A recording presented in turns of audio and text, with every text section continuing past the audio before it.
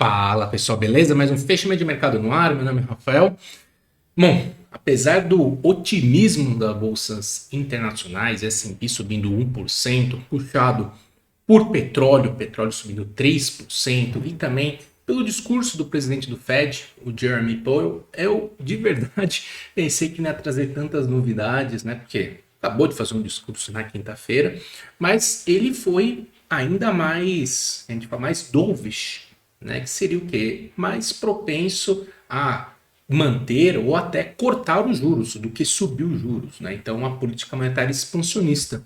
Ele falou, né, basicamente, bom, a economia está em processo de desaceleração, o mercado de trabalho de fato na sexta-feira mostrou um dado muito acima do esperado, e isso é um reflexo que ainda que a economia, mesmo em desaceleração, ainda está forte, né, está longe de ser uma recessão, e diante disso ele falou o seguinte, bom, a gente vê também nesse meio do processo que a inflação está ancorada.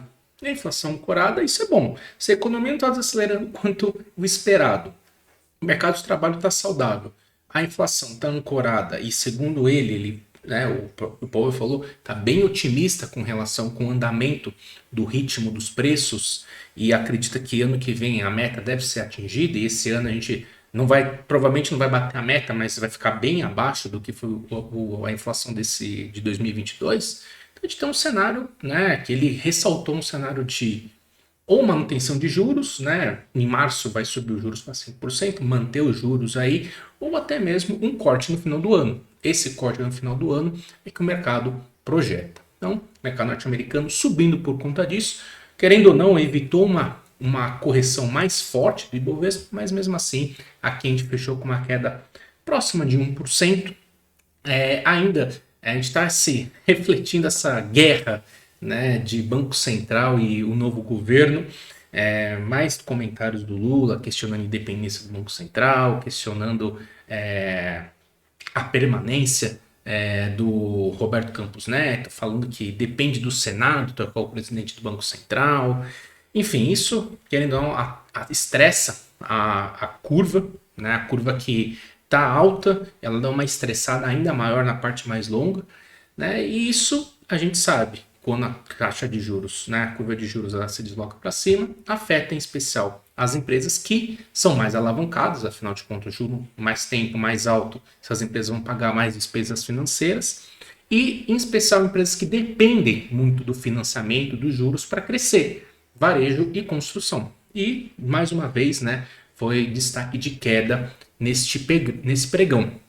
E com esse, né, novo componente aí de desconfiança, porque se você mudar a política monetária na marra, não existe isso, né? Assim, a gente já viu o que isso dá, né? Só lembrar épocas de Tombini da vida, né? Brilhante momento do Brasil com Tombini na presidência do Banco Central. E então, dólar voltando a subir, né? Voltando para a região dos 5,20. Então, além da pressão do varejo, do setor de construção, as blue chips também não ajudaram. Os bancos recuaram. Hoje, depois do fechamento, tem resultado do Itaú, os números do quarto trimestre, e também correção para a Petrobras. Mesmo com o petróleo subindo 3%, o mercado não reagiu bem. A redução de 9% nos preços do diesel para as distribuidoras, né? Apesar de ser uma redução esperada, né, em vista do que o preço, o preço médio, né, do Brasil estava acima do preço internacional, mas foi uma magnitude, uma magnitude que inesperada, foi bem forte, né, e isso dá, né, como vai ser o tratamento dessa nova gestão, né, isso que se seguir neste processo de você forçar cortes. Você, ontem, na sexta-feira, o novo presidente da Petrobras falando que não vai ter aquela limpeza que vem sendo feita, que foi feita ao longo desses últimos anos na Petrobras, tirando empresas não, né? Nichos que a Petrobras tem pouca eficiência ou que efetivamente não vai ter lucro, né? Lucratividade, não vai ser bom para o acionista, né? Então, a gente vê esse direcionamento cada vez mais próximo, essa questão da gestão, que é que preocupa o mercado. O petróleo por si só, né? Se depender só do petróleo, essa empresa deveria estar lá mais do que acima das máximas históricas, né? Então, isso preocupou. Petrobras aí acabou fechando com uma queda de 1% em um dia que o petróleo subiu 3%. Tá? Então, a gente teve a combinação blue chips em queda, construção e varejo em queda. Não tem muito o que fazer. Ibovespa recuando e fechando abaixo do principal suporte de curtíssimo prazo. Então, vamos dar uma olhada, né, como é que foi esse fechamento, entender como foi isso e, né, chama a atenção que o curtíssimo prazo está ficando estranho. Vamos lá. Bom, o que a gente tem aqui?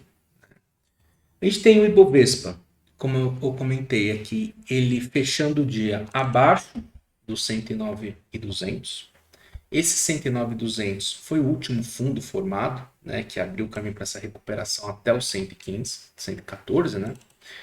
E então, fechando abaixo desse patamar.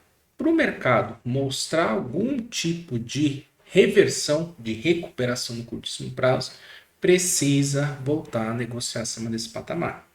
Do contrário, seguindo abaixo do 109 e seguindo com o movimento de queda, ou seja, seguindo com esse processo de renovando mínima, né?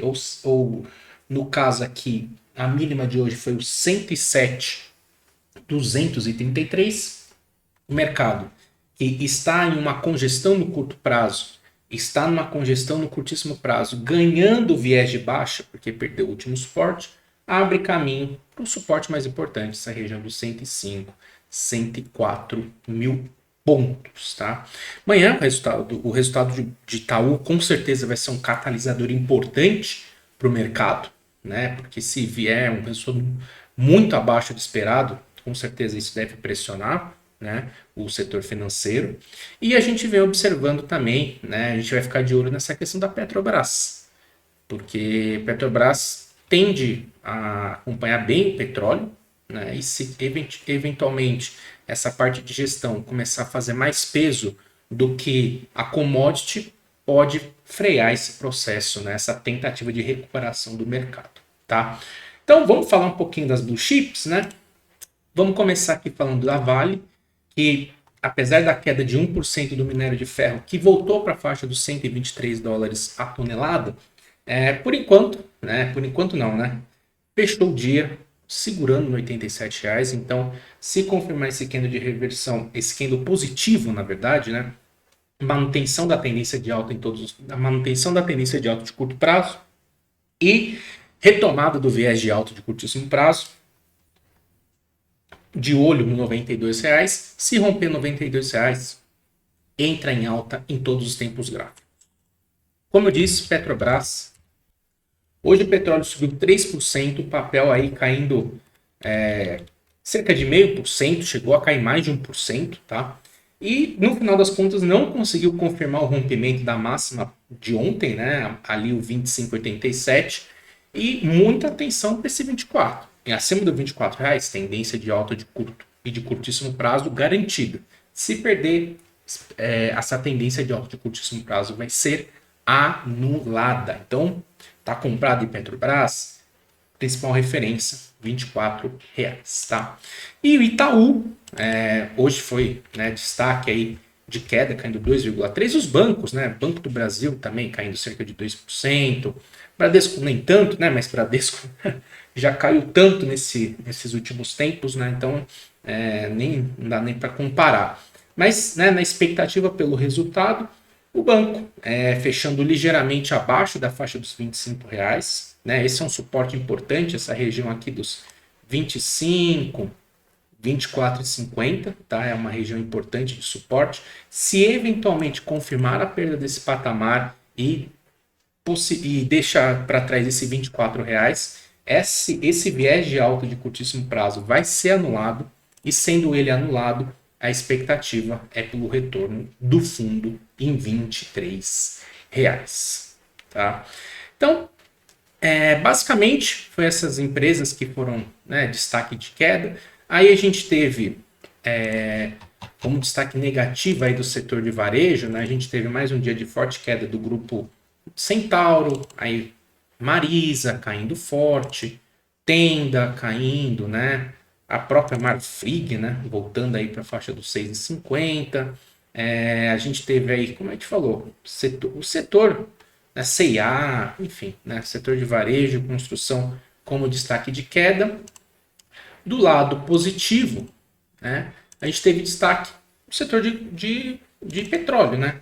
Enalta subindo 3%, a própria April, né? April subindo aí 1%. A 3R ela ficou praticamente estável e tal, mas destaque para April e Enalta, tá bom? E do outro lado, chamou bastante atenção, né? A gente teve aí um relatório bem interessante do BS em relação à Embraer, no setor aéreo, na verdade, a Embraer como top pick. E para quem está comprado em Embraer, se conseguir romper essa região dos R$ 17, abre espaço para uma recuperação mais forte. Para não esquecer, dólar, né? Dólar voltando aí para a região dos 5,20, confirmando o fundo, né? Nessa faixa dos R$ 5. A gente lá da comunidade do Infobolso, a gente aproveitou bem essa oportunidade dos R$ 5. A gente conseguiu comprar algumas coisas aqui de dólar, né, próprio dólar mesmo, né, câmbio de fato, né, algumas estruturas de câmbio. E vamos ver, seguindo nesse processo, quem sabe, né, volte aí para a região dos 5,30. Né? Se tiver, ó, como a gente pode falar, olha a curva, olha a porte longa da curva. O DI20, o F30, janeiro 30, nas máximas recentes. Né? Então, tá bem estressada essa curva de juros e esse estresse acaba refletindo, né, também no dólar, que é um porto seguro, levando em conta, né, um momento de maior aversão ao risco. Beleza, pessoal? Bom, então é isso. Grande abraço e até mais.